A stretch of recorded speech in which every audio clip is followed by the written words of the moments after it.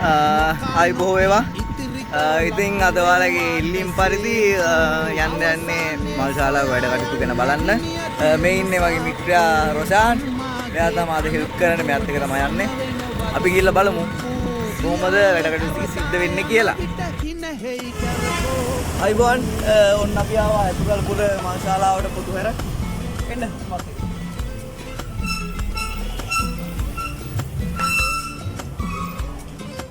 මේ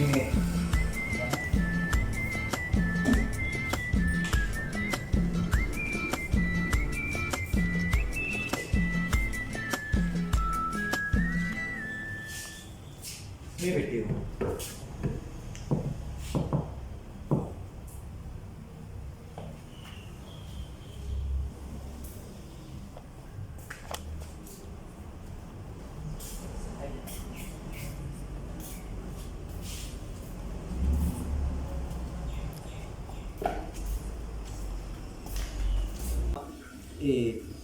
අවසන් කටයුතු සිදු කරන තැනට ඔයාලට මේ පේන්නේ තාම නිම වෙමින් පවතින පෙට්ටියක්.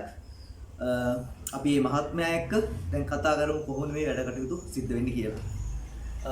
ඉතින් මේ දැන් ඇවිල්ලා ඉන්නේ කුරුණෑගල පොතුහැර ඇතුගල්පුර මල් ශාලාවේ අධිපතිතුමා සමග සම්බන්ධ වෙන්න. ඉතින් මහත්මයා අයබෝවන්. අයබෝවන්. ඔබතුමාගේ නම? මම හේමන්ත කරන්නේ. ඉතින් දැන් මෙතන මේ තියෙන්නේ මොකද්ද මේ? තාම මේ පෙට්ටිය හදන ගමන්නේ තියෙන්නේ. මේක තමයි ආරම්භක අවස්ථාව. ඔව්. හරිද? මේකෙන් සිද්ධ වෙන්නේ අපි පිටින් පෙට්ටිය රැගෙන එන්නේ නැතුව අපිම නිෂ්පාදනය කරගෙන පෙට්ටිය ඊට පස්සේ තමයි අවමගු කටයුතු සඳහා අපි ඒක ඒ කඩේ කියන්නේ අපේ අතුගල්පුර මල් ශාලාවට රැගෙන යන්නේ. මෙහිදී කරන්නේ අපි පෙට්ටිය හදලා ඊට පස්සේ පෙට්ටිය කුෂන් කරලා ඊට පස්සේ අනිකුත් අවසන් කටයුතු කරන්න අවශ්‍ය මූලික කටයුතු තමයි මෙතනින් සිද්ධ වෙන්නේ. ඒ නෙමෙයි ඔබතුමාමයි මේ පෙට්ටිය නිෂ්පාදනය කරන්නේ. ඔව් අනිවාර්යයෙන්ම මම තමයි පෙට්ටිය නිෂ්පාදනය කරන්නේ. ලෑලි විතරයි අපිට ඕන වෙන්නේ. ලෑලි විතරයි ඕන වෙන්නේ. ඔව්.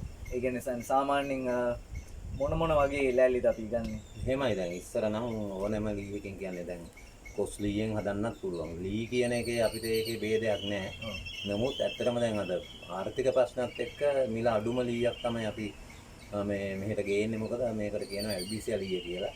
ඊට අමතරව ඉතින් ගොන්න ලීය, තේක්ක ලීය, බුරුත ඕනෑ එකකින් ඉතින් පෙට්ටිය නිෂ්පාදනය කරන්න පුළුවන්. දැන් මේක දැන් අර ඉස්සර වගේ නෙවෙයි විශේෂත්වයක් තියෙන්නේ මේ පෙට්ටිය ස්ප්‍රේ කරලා අර හොඳම නම්බර 1 තත්ත්වයට අපිට මේ පෙට්ටිය පත් කරන්න පුළුවන්. පත් කරන්න ඕනේ. ඊට පස්සේ ඉතින් තමයි මිල ගණන් වල අර ගියදමත් එක බැලුවම තමයි මිල ගණන් වල යම් කිසි වෙනසක් වෙන්නේ. ඉතින් ඕනම මිලක් යටතේ අපිට ඉතින් මේ අවසන් කටයුතු කරන්න පුළුවන්කම තියෙනවා. ආවම මිලක් යට. ඔව්. ඔව් මිලක් යටතේ මොකද අපි නිෂ්පාදනය කරන්නේ අපිට නිෂ්පාදනය කියදම පිටින් ගෙනල්ලා කරනකොට ඒ ලාභ තියලා ඒගොල්ලන්ගේ ලොරි කුලිය, ට්‍රාන්ස්පෝර්ට් ඒගොල්ලන්ගේ ඒවා කියනන් දැම්මම ඊට වඩා අපිට දෙකෙන් පංගුවක් වගේ මිල අඩුවෙන් අපිට මේ නිෂ්පාදනය කරන්න ඉඳලා අපිට ඒක පහසුවෙන් කරන්න පුළුවන් අපි ළඟට එන අයට. මේ සාමාන්‍යයෙන් මම මේ අහනවා හරිද දන්නේ නැහැ. අවම මුදල් තියෙන පෙට්ටිය සාමාන්‍ය කීයක් වගේ වෙනවද? එහෙමයි දැන් ඔයාට අපි හිතමුකෝ 25000කට අපෙන් වැඩක් කරගන්න ඕනේ කියලා. ඔව්. ඒකෙදි ඒට අදාළ පෙට්ටියක් තියෙනවා. ඔව්. ඒ සාමාන්‍යයෙන් කියලා පයින් කරන පෙට්ටියක්. ඔව්. ඊට පස්සේ මේ ඇවිල්ලා පියන් උඩින්ම ඇරෙන පෙට්ටියක්. දැන් සාමාන්‍ය මේ වගේ පෙට්ටියක් වැඩ සම්පූර්ණයෙන්ම අවසන් කරනකොට 50 55 60 65 70 75 මේ වගේ මිල ගණන් වලට යනවා. ඒකට ඊට උඩ යනකොට 150000 දෙකමාර හතරමාර හයමාර ඒ ෆැසිලිටිස් එක කියන්නේ සමහර කෙනෙක් ඉල්ලනවා ග්‍රවුන්ඩ් හර්ස් එකක් ඉල්ලනවා බොල්ලෝ හර්ස් එකක් ඉල්ලනවා. ඒගොල්ලන්ගේ සමාජ තත්ත්වයට අනුව මේ මිල ගණන් වැඩි වෙනවා. මේක තමයි සිද්ධ වෙන්නේ. සාමාන්‍යයෙන් ආර්ථික අපහසුතාව ගොඩක් තියෙන කට්ටිය ඉන්නවා නම් මාත්‍යා මට මේ 25000ත් අත මුදල් මේ ගානට කරමු කිව්වොත් අපිට ඉතින් ඒක ගානට කරලා දෙන්න පුළුවන්. ඒක ගන්න. මේක ඉතින් අපිත් එක්ක සාකච්ඡා කරන්න ඕනේ වෙන විදිය කොහොමද? එයාට අවශ්‍ය කොයි විදිහටද වෙන්න ඕනේ කියලා අපිට ඒ අනුව සැලසුම් කරන්න පුළුවන්. එයාට මේ විදිහට තමයි අවශ්‍ය වෙන්නේ මුදල් හදලා දුන්න කෙනෙක්. ඒකට එයාගේ ආර්ථික තත්ත්වෙත් එක්ක අපිට ඒකට අවසන් කරන්න පුළුවන්. සාමාන්‍යයෙන් දැන් මිනිස්සු අතර කතාවක් තියෙනවා. දැන් සාමාන්‍යයෙන් කරන වැඩි පෙට්ටියක් වල දාපුවාම ඒකයි අරගෙන ආපහු මේ ඒ බොඩි එක වලට දාලා වහනවා කියන එක. ඒක ඇත්තද? මේකයි දැන් ඕක ගණන් වැඩි පෙට්ටියක් කියලා එකක් නැහැ. වැඩි වෙලා තියෙන්නේ. දැන් ගණන් වැඩි පෙට්ටි නැහැ ඔක්කොම එකම ලීයෙන් හදන පෙට්ටියනේ. ඔව්.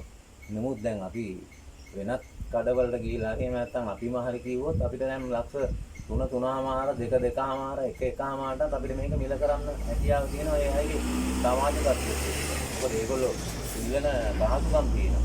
ඒගොල්ලන්ට හොඳ වාහනයක් ඉල්ලනවා මල්ට එහෙම දානකොට ඒකේ විශේෂත්වයක් තියෙනවා. සමහර කෙනෙක් ඉල්ලනවා සාමාන්‍ය මල්, සමහර අය ප්ලාස්ටික් මල්, ටිකොල මල්. එතකොට මේ වගේ මිල ගණන් වල අනුව තමයි අපි ඒවැ මිල හදන්නේ. දැන් කෙනෙක් ගිහිලා වලකින් මේ පෙට්ටියක් අරගත්තා කියලා එයාට ওই පෙට්ටියක් මිල කරන්න බෑ. ඒක වෙන්නේ නැති වැඩක්. මොකද මේක සතියක් දෙකක් යනකොට මේ පෙට්ටිය අනිවාර්යයෙන්ම වතුරත් එක්ක සම්බන්ධ වෙච්ච එකක් මේක දිරනවා. පෙට්ටිය ඉක්මනින් දිරීමට ලක් වෙනවා. ඒතකොට මේ මිනිස්සු අමුතුවෙන් තව දෙන්නේ 3 දෙනෙක් දාලා බලක්කාරලා පෙට්ටියක් අරගෙන දෙනවා කියලා කියන්නේ ඒක ඉතින් වෙනවා අඩුයි. අපි එහෙම මට නම් එහෙම අත්දැකීමක් නැහැ. ඒක වෙන්නේ නැහැ කියලා තමයි මට නම් හිතෙන්නේ. මොකද මේ මිනිස්සුන්ට දැන් මේකේ ඒ විදිහට වෙච්ච ගමන් පෙට්ටිය දෙස්ස ගන්න මේවෙන් කඩලා යනවා ගන්නකොට මේ එළියට. ඉතින් මේ බරයි. ඒ වගේ ප්‍රශ්න ඇති වෙනවා. ඒක ඒතර විශ්වාස කරන්න පුළුවන්ම කාරණාවක් නේ. පෙට්ටිය ලොකු මිල ගණනක් නැහැ.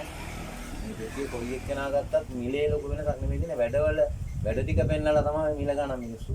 ඇත්තටම කඩවල කරන්නේ මිල ගණන් වැඩි වෙන්නේ ඒ දාලා දෙන පහසුකම් එක්ක. දැන් අපි ස්පිරිතාලට යන්න ඕනේ. ඒකට අපිට යන වියදමක් තියෙනවා. ඊළඟට සේවක ඊළඟට මේක උපම් කරන්න ඕනේ. ඒවට බේත්, ඊළඟට ඇඳුම් කැඩුම්, මල් මේ වගේ සියලුම කටයුතු එකතු කරාට පස්සේ තමයි අර මිල ගණනක් එන්නේ. එකතු කරලා. ඒකේ මිල තමයි අඩු වැඩි වෙලා ඔය මිල පෙට්ටිය ගන්න වැඩි කියලා කෙනෙකුට හිතන්නේ ඒක අනුව තමයි. මට තේරෙන විදිහට මේ සාමාන්‍යව ලොකු මල් ශාලාව තියෙනවානේ.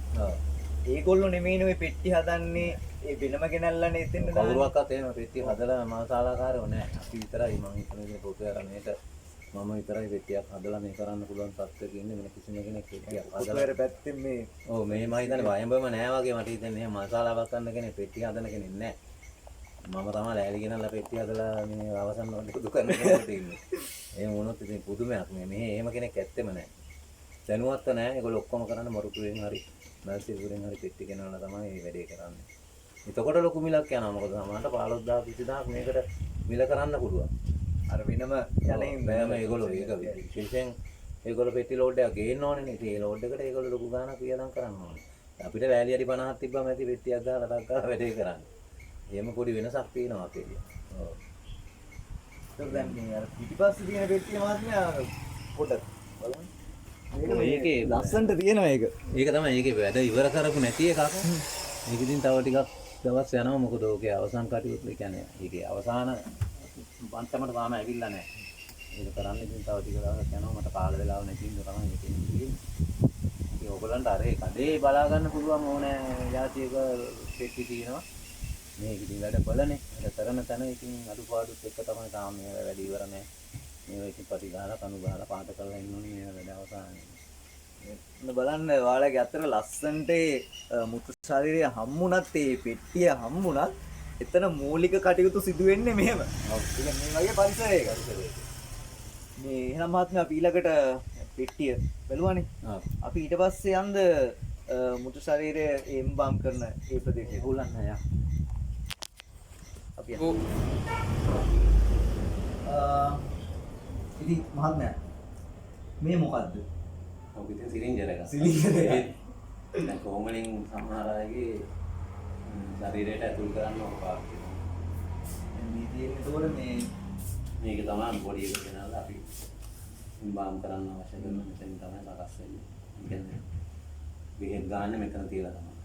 ඔව්. දැන් මං මරණ කියන්නකො. අවංකව මම දැන් කරනවා. ඇවිල්ලා මෙතනින් තිබ්බා. තනිකර ඇගේ නූල් පොඩක්වත් නැහැ. එහෙම නැතත් අපි ඉතින් සාමාන්‍ය රෙද්දකින් අනිවාර්යෙන්ම සමුගිරි ආස්පදේ අපි වහනවානේ. ඒක ඕපන් කරන්නෙම නැහැ. උඩ කොටස අවශ්‍ය කොටස විතරයි අපි මේ විවෘත කරගන්නේ. ඒක ගැලෙව්වට දැන් මෙතනින් පස්සේ අපි කියන්නේ අවශ්‍ය නැහැනේ අපිට. අවශ්‍ය තැන විතරයි අපි විවෘත කරගන්නේ වෙලාවට. ඒ නුඹ තමයි මහත්මයා මේ කියන්නේ මිසුන් තියෙන ප්‍රශ්න. මම දැන් මේ කාටවත් කියන්නේ නැති ප්‍රශ්න. දැන් මම මරුණා මං ගිහලා මෙතනින් තිබ්බා මේ කොහොමද වෙන්නේ? ඒවනේ අවංගම තියෙන ප්‍රශ්න. එතකොට දැන් මම මෙතනින් හාන්සි කරවලා ඊට පස්සේ දැන් මම කපනවාද කොහොමද ඒක කරන්නේ? ඔව් ඉතින් කපනවා කියන්නේ කකුලේ බලනහරට අපි බෙහෙත් කරන එක තමයි කරන්නේ. ඒ කියන්නේ මෙතන. ඔව්. මේ මෙතන තියෙනවා බලනහරට ඒකට අපි කපලා අඟල් දෙකක් විතර කපලා ඊට පස්සේ නහරය අරගෙන එතනට ටෙස්ට් කරනවා මේ බඩේ.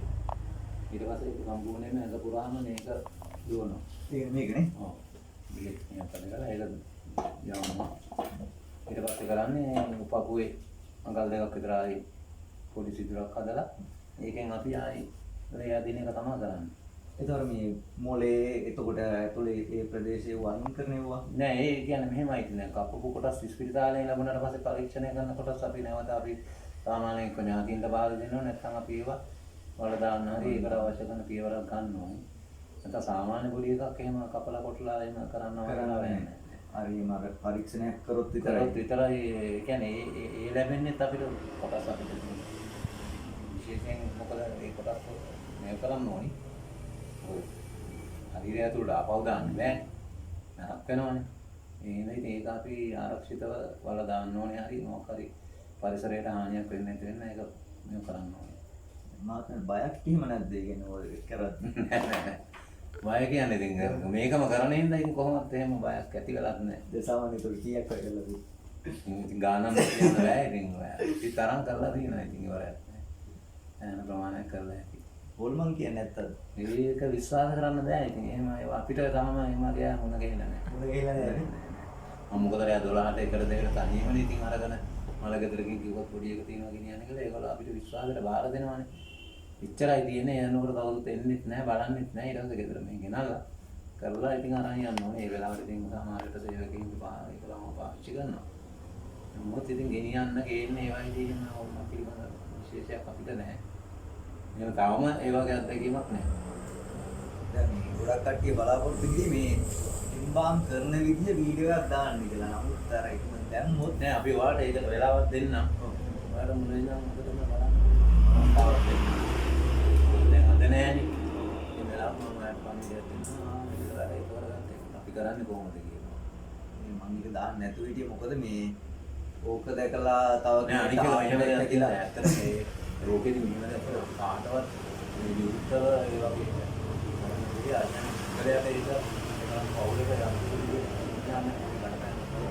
කිසිම කෙනෙක්ව අපි මේ අතුලට ගන්නෙ නෑ. ඒ වගේ දේහයක් අපි ඉම්බාම් කරනකොට බෙහෙත් ගන්නකොට ගන්න නෑ. සමහරවිට ඒක වෙනත් අය වැඩි විදිහට පාවිච්චි කරන්න පුළුවන්. ඒක මේ දැම්මොත් එළියට ඉන්ටර්නෙට් ගියොත් අපෙන් ප්‍රශ්න කරන නෑ. ඒ මනුස්සයාගේ දේහය ඇයි මොකද ඒක ඔයා ඒක බලපානවා අපිට. ඉන්න මම කවුරුත් අතට අරගෙන කරන්නේ හොඳයි. බලන්න ඕනම කෙනෙකුට දෙනවා ඇඳුම් අඳලා පොඩි එක පොට්ටිය තිබ්බට පස්සේ කෙනෙකුට ෆොටෝස් කරන්න එහෙම බලන්න පුළුවන්. ඒකවල එහෙම අවසරයක් දෙන්නේ. ඒක ප්‍රශ්නයක් වෙයි කියලා අපි හිතනවා. එහෙම වෙලා තියෙනවා ඒක මිනිස්සු අනවශ්‍ය විදිහට ඒක පාවිච්චි කරනවා. දැන් අපි අර වෙන මිනිස්සෙක්ගේ මල ගෙදර සිද්ධ වුණොත් ඒක සතුටුයි අපි ගිහිල්ලා මේ නිස්කැප් එකක් බීලා ඒක නැත්තම දත් ඒක අර අපිට දෙයක් වුණාමනේ ඒක දෙන්නේ නෑ. දැන් අවංකවම මගේ අප්පච්චි නැතුණා මේ අම්මා පල්ලා බුදුන් පල්ලා ජේසු පල්ලා ඇත්තම කතාව විශ්වාස කරනක මේකට කහිම කවුරුත් වැඩි දන්නේ නැහැ. අප්පච්චි නැතුණා මගේ 10 වසරේදී. එතකොට මට සැකයක් ආව ඇත්තටම අප්පච්චි නැති වුණාද කියලා. ඊට පස්සේ අප්පච්චි නැති වෙලා අවුරුද්දකට පස්සේ මගේ ශාරුක් බවන්ත කියලා ආලෙක් හිටියා. ඊයත් එක ගිහිල්ලා මල් පැලයක් හිටවන්නේ. නාරස්සනේ යහුවට පස්සේ හම්බුණා පෙට්ටිය. දැන් මට ඇත්තටම මේක මට දැනගන්න ඕන ඇත්තටම අප්පච්චි ඉන්නවද කියලා. ඊට පස්සේ මම වල හැරුවා. ඊට පස්සේ මට පොලිසියෙන් කියද්දමත් කමන්නේ මම කියන්න ඕන දේ කියනවා. හැරුවට පස්සේ මට ඔළුව හම්බුණා. මේ තනිකර කළු පාට තිබ්බේ මං එදා දැනගත්ත ඇත්තටම අප්පච්චි නැති වෙලා කියලා. ඒ කියන්නේ මේ සාමාන්‍ය මිනිස්සුන්ගේ වේදනාව තියෙන එතන දැන් සාමාන්‍යයෙන් වෙන්බාම් කරද්දී ඒක සාතාව සම මිනිස්සෙක් දැක්කොත් ඒක සෑහෙන වේදනාවක්. ඒ නිසා අපි මේ වගේ දෙයක් වාහන එක ඒක බලපෑමක් නේද? කියන්නේ ශරීරය සමානව කපලා කරලා ගොඩක් වෙනස් කරලා දෙනස් කරනවා. එයාව යථාර්ථයට ඉතින් කොහොමද ගන්න එක තමයි අපි කරන්නේ. එයා හිටපු මුල් තත්ත්වයට අරගෙන තමයි මම අපි ගෙදරට ඒගොල්ලන්ට ඒක සැපයන්නේ. මොකද ඒගොල්ලෝ බලාපොරොත්තු වෙන්නේ නැහැ නේ අර වගේ තත්ත්වයක්. ඔව්. අපි මෙතන ගෙනාවට පස්සේ තමයි සිරුම අවස්ථාව අපිට තියෙන්නේ මොකද. සෑහෙන හැම පැත්තෙම කපලා කරලා පොලිසිය පරීක්ෂණ කරනකොට ඉස්පිරිතාලෙන් දෙන්නේ. එහෙම කරලා පස්සේ මම මහලා ගේ හරියට දාලා ඒක වලින් සිරින්ජර් කරලා මොකද තමයි ඉතින් ඒගොල්ලන්ට ඒක බාර දෙන්නේ හරියට මොකද ලොකු වගකීමක්. කොහරි චුට්ටක් කර වැඩිච්ච ගමන් කොහෙන් හරි එනවා. ඔව්. මේ බෙහෙත්ද තියෙන්නේ? මොකද බෙහෙත් ඇත්තේ. බෙහෙත් ඇත්තේ. දුබාරයි සරයි. කරන්නේ මම චුට්ටක් බැලුවද කොහොමද බලන්න කියන වාට ඉන්න පුළුවන් වෙයි දන්නේ නැහැ ඔබ මේකට සරයි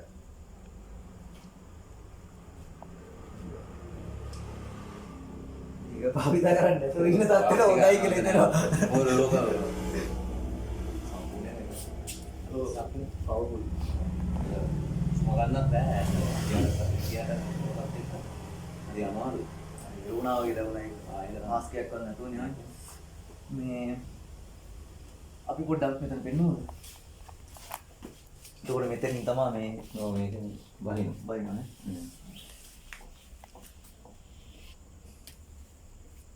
අපි මේ ඒතකොට ඊළඟට අපි අර සාමාන්‍ය මේ තියෙන ඒතකොට යම් තරමකට සකස් කරපු පෙට්ටියක් මේ පොඩ්ඩක් ඇරලා බලන්න කමන්න මේ ඉතින් අවසාන මම මේ පෙට්ටිය කරලම නෑ කලින්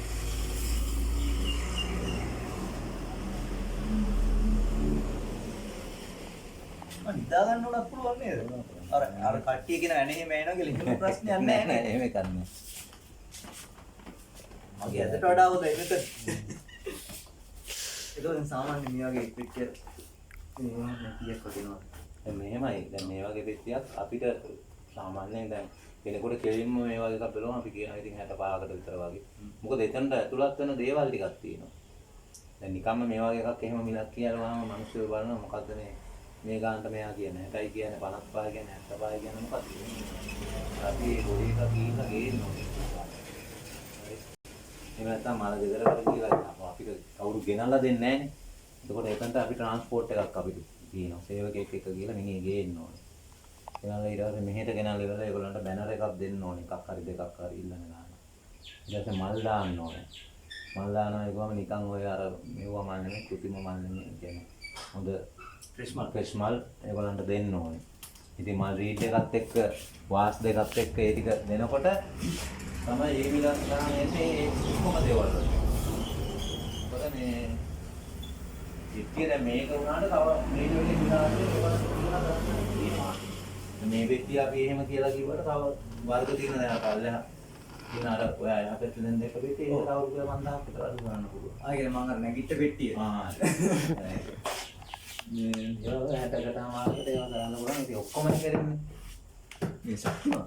ඔව් ඉතින් මොකද දැන් එකන්ට තව සමහර ඇටච් වෙනවා ෆස්ට් ඉල්ලනවා ඒගොල්ලෝ කනත්තට ආදානාගාරයට යන්න වෙනවා. ඉතින් අපි ආදානාගාරෙත් බුක් කරනවා.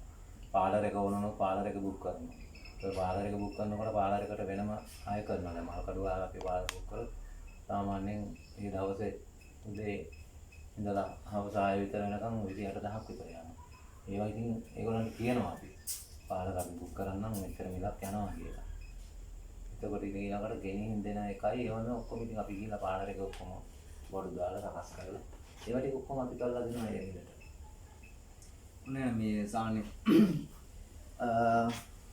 ඔයාලගේ දෙයක් එහෙම සිදු කරගන්න තියෙනවා නම් වගකීමක් ඇතුව විශ්වාසවන්තව සිදු කරගන්න පුළුවන් තරක් තමයි අතුගල්පුර මල් ශාලාව කියන්නේ. තියෙන්නේ පොතුහැර නිස්සංග ඉස්කෝලේ ඉස්සරහ. ඉතින් එහා පැත්තේ තියෙන්නේ. මොරේ ගේට්ටුව ළඟම. ඔව්. ළඟම. දුටු ගැමුණු ඉස්කෝලේ ළඟ. මම මේ කන්ටැක්ට් නම්බර් ටික දාන්නම් කමෙන්ට් එකේ. ඔයාලගේ ප්‍රතිපත්තියක් දැන් කතා කරන්න. දැන් ඉතින් හඳුනනවානේ. ඔව් කතා කරලා බලන්න. ඉතින් වැඩේ දුන්නාට පස්සේ ඉතින් වැඩේ කරන එක අපි ළඟනේ තියෙන්නේ නේ. මේක ඉතින් ලස්සන පිළිසිදුව පැහැදිලිව හොඳට ඉතින් වෙන තැන් වලට වැඩිය හොඳින් මිල අඩුවෙන් කරන්න පුළුවන්. බෑ කියලා එකක් නෑ. ඉතින් අපි නිෂ්පාදකයෝ හැටියට අපිට ඒක කෙරෙන්නේ. මහත්මයාට කියන්න මේ අපේ නැන්ද නැති වුණා. ඒ වැඩිත් කරගත්තේ මහත්මයාගේ කියලා. මම ඉතින් ඒක දන්නේ නැහැ. දැන් ආවට පස්සේ නේ ඒක දන්නේ. ඔව්. ඒක තමයි. එහෙනම් හැමෝටම ජය වේවා මහත්මයා. බොහොම ස්තුතියි. අපි නැවත හමු වෙමු. හරි. කඩේ ගිහලා කඩේ පිටි ඕක ඔව්, ටික බලන්න. දැන් මේ වැඩ කරන තැන